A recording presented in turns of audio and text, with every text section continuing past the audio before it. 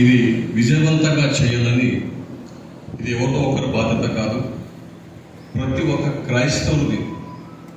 ఇది ఎవరో ఒక్కరు హైలైట్ అవుతారు, ఎవరో ఒక్కరు చేస్తారు అనుకుని కాకుండా ప్రతి ఒక్కరు బాధ్యత అనుకుని ప్రతి ఒక్క సంఘం నుంచి ఓన్లీ సేవకులే రాకుండా మీ సంఘం నుంచి కూడా సంఘస్థులు అందరినీ, యూత్ని, ప్రతి ఒక్కరు చిన్న పెద్ద అందరూ వచ్చి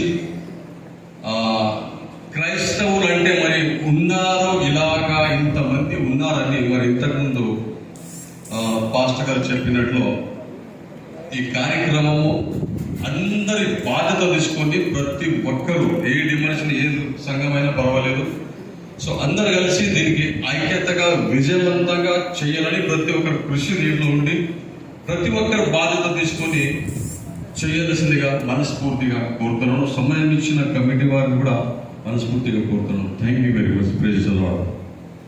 thank you Raju garu, thank you so much.